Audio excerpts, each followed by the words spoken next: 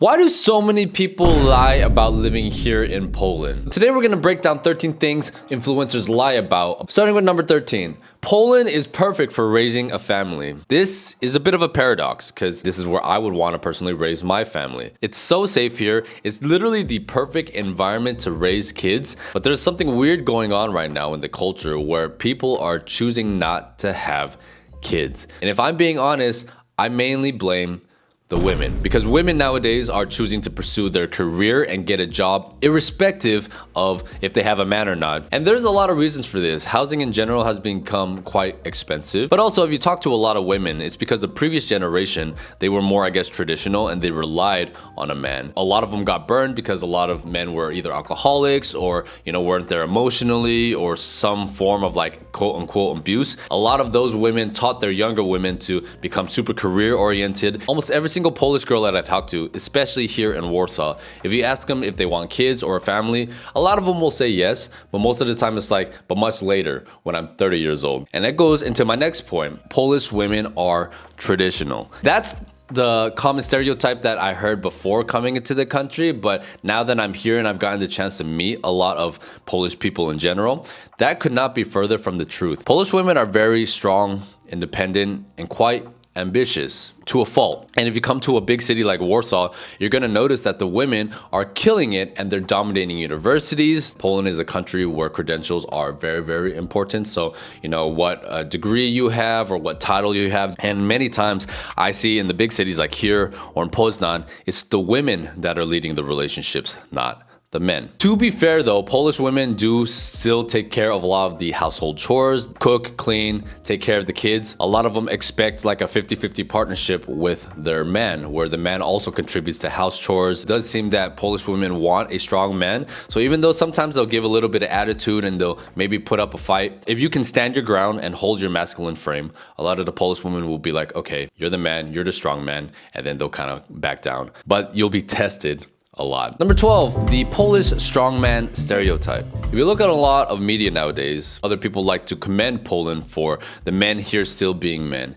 And I do think that is true in the more conservative cities. For example, recently there was some news about Germany dropping off immigrants at the border of Germany and Poland. The men from the town nearby there went to the border themselves to defend the border. But in the big cities like Warsaw, they have a joke here that Warsaw is full of femboys and gays. I 100% agree. I live near a psychology university and all of the men there dress super feminine, act super feminine. The women are a lot more masculine and the women are like leading and dominating everything. So you have these two dueling ideas here in Poland, but Poland has a problem very similar to a lot of Catholic countries. A lot of the boys here are mama's boys because the women who are super strong and domineering often disrespect their men. This is actually really common. If you ask any Polish man, they will tell you that this is true. So the women kind of think that they know better than the men, and the moms will tend to baby the boys and make the women a lot more ambitious and strong and put a lot more pressure on the women. So I'm not saying that Polish men aren't strong,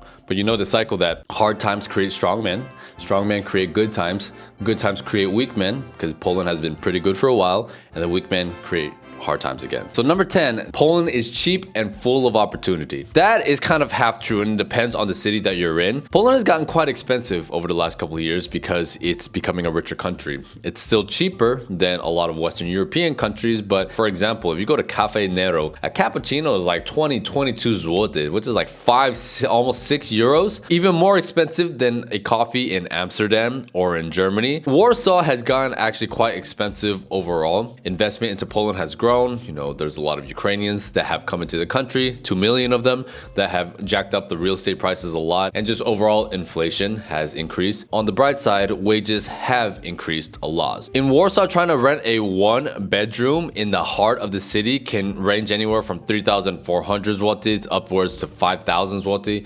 I rent a 2-bedroom with everything included for 5,300 zloty. The average net salary is like less than 8,000 zloty a month. I would say the average is probably like 6 to 7, something like that. So imagine like most of your income taking up your rent. I earn dollars, and because of that, I get to take advantage of living here. I know a lot of Polish people get kind of mad about that, but I know a lot of Poles are also earning foreign income. And when it comes to job opportunities, people have asked me in consultations, hey, can I, as a foreigner from America, come and get a job in the country? To be honest, that's not very realistic because you're competing with local Polish people or Ukrainians or people from Kazakhstan, Belarus, people coming from third world countries like India or the Philippines. There's a big requirement that you have to speak Polish. So a lot of people, especially Westerners, won't really learn the language, and you're going to be taking a significant pay cut, whereas the people from the third world countries will be willing to work for less pay. So the ideal situation for foreigners living here is if you're able to have some form of remote job or working online. If you guys are thinking about moving to Poland, especially if you are of Polish descent and living in other countries,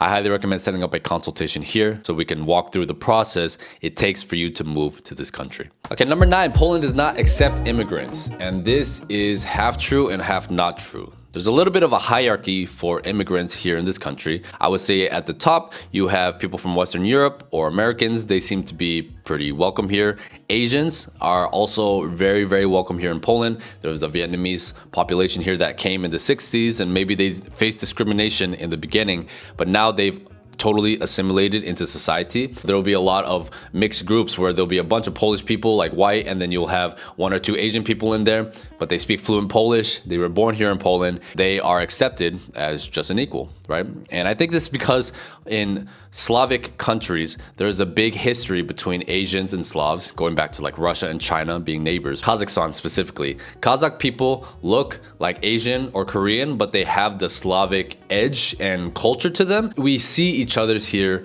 as equals. Unfortunately, if you are black or Arab or Indian, you don't get the similar level of preferential treatment. However, if you can speak Polish, then all of a sudden you are accepted as one of their own. So this is the hidden hack that a lot of people don't talk about. It's not so much about race, it's about how well you assimilate to the culture. And if I'm being honest, the people that tend to learn Polish are the Russian speakers, so Belarusian Ukrainians, Latinos, surprisingly, and Asians. Korean, Chinese, Vietnamese, but the people that don't learn Polish are usually the Western foreigners, people from African countries. Indians, it's been a hit or miss. Like half of them I've seen speak Polish and half of them I haven't really seen speak Polish. And of course, like a lot of Arabic countries, but you know, there's not a really ton of them here. There's a big Turkish population here, and I've also seen kind of mixed things on that. Okay, number 8, Poland is extremely clean. I recently saw this post that said that Krakow was the cleanest city in the world, and I'm just like, what a load of BS, bro.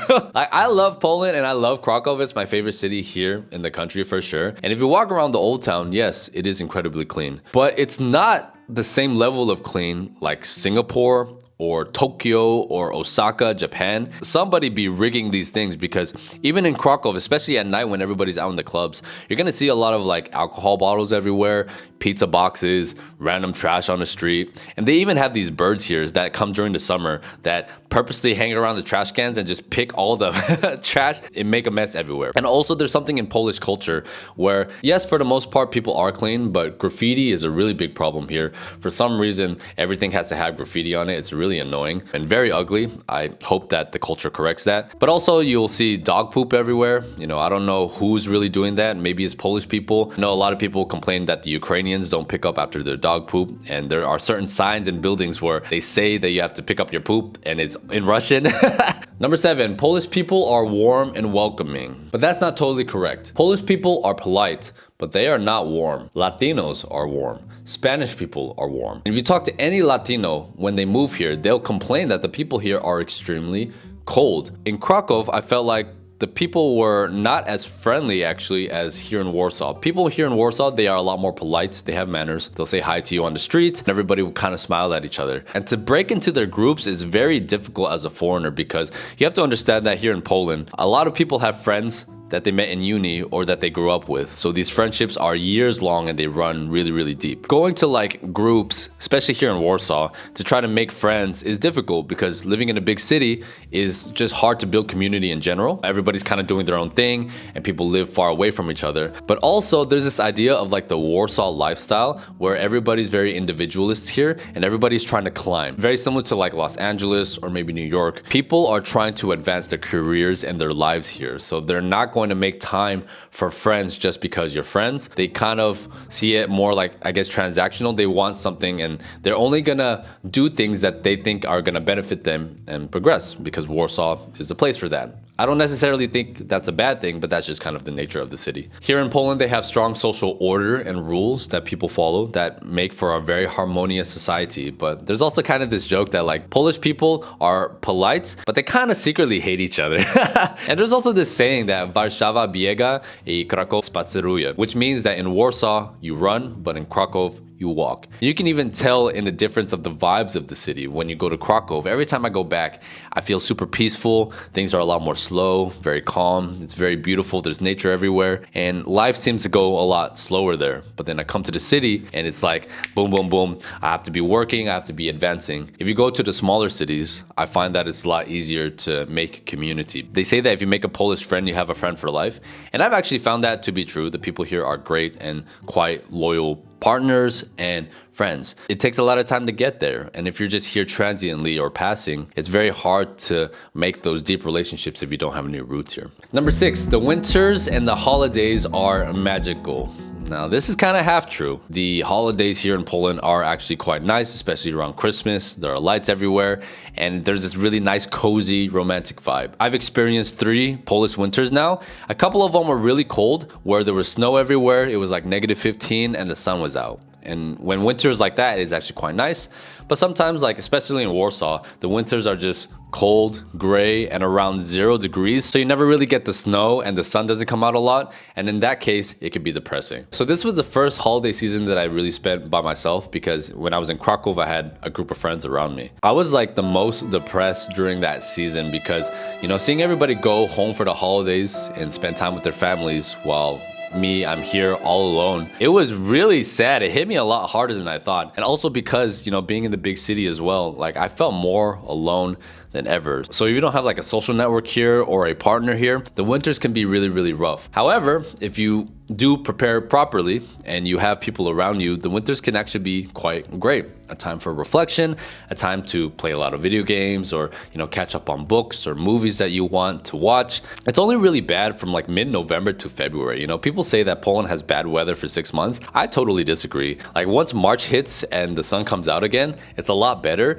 And spring is really nice because the days are long and the sun's out and it's still a little bit cold, which I like, but not like super cold like the winter. It's not even the low temperatures that's hard to deal with. It's more the lack of sun. In the spring season and the fall seasons, in my opinion, they're fantastic, and summer is amazing here. Number 5, Poland is ultra religious. I think this is also city dependent as well. I would argue that in a lot of the small cities, people are religious and people still go to Catholic church. Reminds me a lot of Latin America in this regard, where, you know, a lot of the babcias will have the Catholic gear in their homes, you know, the picture of Jesus and the cross and all the furniture in the house. There have been a lot of scandals in the Catholic Church, you know, the priests touching the little kids and stuff like that. And instead of kicking the priests out, they just moved the priest to a different place. So that has put a bitter taste in a lot of Polish people's mouths. I think a lot of the more far right leaning parties like to use the Catholic roots and God in order to promote a lot of their policies, and I think that rubs people the wrong way. But I would say that even though Poland is not really religious anymore, they still maintain a lot of the Catholic roots and the Catholic values in the way that they view family, in the way that they view relationship, you know, monogamy. If you look at how the culture is, it's very similar to America, because America, even though many new people are not religious anymore, we are a Christian culture and we are founded on Christian values, just like Poland. A lot of people have said that they come to Poland and it's easy to make friends, right? And I'm like, I don't really agree with that. In Poland, they have like different levels of friendship. In English, we say friend as like a broad term. So they have like znajomi, which is like acquaintances. And then you have kolegów, which are just like normal friends or colleagues or people that you work with that you see a lot. And then you have przyjaciel, which is like your best friend. I would say that maybe it's easy to meet a lot of znajomi, especially if you're a foreigner, because you stand out and you can meet a lot of different people and you'll see people in like parties or environments. But getting to like the przyjaciel level is very difficult because that takes a lot of time and effort. I think a lot of foreigners don't really want to put in that time and effort to integrate into a new culture. They just want things to come easy. But if you come to a place like Warsaw or Krakow, being a foreigner doesn't really do anything anymore, to be honest. You're not really that special. You don't have that level of curiosity anymore. So that's why it's like Poland is a high effort, high reward country, where if you come in and you put in the effort, it's very rewarding and you get to feel like you're a part of this country. Number 2, Poles are alcoholics and they smoke a lot. This is half true, and I actually think it's very generational based. My generation, millennials, I've seen that Polish people in this generation tend not to smoke or drink a lot actually, and they actually look quite young for their age, whereas the older generation definitely smokes a lot, and this new generation smokes a lot, particularly like the vapes and the IQOS and stuff like that. Particularly the women, a lot of younger women smoke the vape a lot, and it's crazy. They're just always all the time like a drug. And that's why this new generation and the old generation look so old. All these 20, 21-year-olds look like they're like 6, 7 years older than they are. Smoking here is a really big social thing, especially during the winter. Smoking is a really easy way to meet people in a culture that is quite closed. But also with the new generation, it's weird because the women seem to have harder features and more masculine features, and they seem to age quite quickly. But a lot of the boys have baby faces actually, and they look very young for their age. Very similar dynamic to Korea. So maybe it's just like a changing of gender roles with the generations, but I really believe it's because of the smoking and the nicotine, because that seems to be a bigger problem with the women than the men. You have to look at a lot of these influencers here and see how well they integrated into the culture. If you look at most foreign YouTubers here, most of them do not speak Polish. So they'll talk about their lives and they'll walk around and they'll do all these things, but they live in their own little foreigner bubble. Right now, Poland is having a boom where if you just say anything good about Poland and you praise the country and you say it's amazing, you're going to be rewarded with a lot of views, because Polish people, because of their ego, and they love hearing good things about their country, right? In my opinion, that stuff is very boring, and I've noticed that's why a lot of these videos, they may get a lot of views, but they don't really build an audience, because I think a lot of people see that it's really fake. I believe the best way to present videos, which you guys have seen on my channel, is to give a fair, honest assessment of both the pros and the cons. These are things that we talk about in my consultation calls, because I want to provide the truth to people without sugarcoating it. And I've noticed that here in Poland, Polish people actually really respond well to that. They don't want to be bullshitted. They want you to tell them how it is, because the culture is very honest and very direct. The parents are like that with the kids. The people are like that with each other in relationships. It is just a very honest culture. This is a part of Slavic culture. If you look online, Poland seems like the dream conservative country. But a lot of people fantasize Poland as the last Christian country, and it's great for digital nomads and all these things. It is also very difficult to immigrate here unless you have any Polish roots. So there's a process that you have to go through, and this is one of the things we talk about in a consultation call, because if you have some form of remote job, you can move to Poland legally, and there's a way to do it, but you have to do it through a specific process in order to come here. And a lot of people like to fantasize this country to escape Western dating or politics, cost of living, but moving here only comes with new challenges, particularly adopting to a new culture, learning a completely new language. Like, you think you're conservative in America and you come here and maybe a lot of your base values are similar, but you're still an outsider. Specifically men, right? They leave the West and they're like, oh, dating Polish women or dating in Slavic countries is going to be a lot better, but it comes with just way different issues. You're competing with all these other foreigners who want these Slavic women as well. You know, Slavic women are the top of the top. The language barrier and the culture difference and the weather impacts people a lot more than you think. It doesn't have to if you come prepared. And Poland is one of those countries where you have to adapt to it. It won't adapt for you. If you guys are thinking about moving to Poland, especially if you are of Polish descent and living in other countries, I highly recommend setting up a consultation here. So if you guys are still on the fence about it, you can set up a short intro call here. You can tell me your situation and we can see if it makes sense to move forward to a full strategy call. I'll catch you all in the next one. Bye.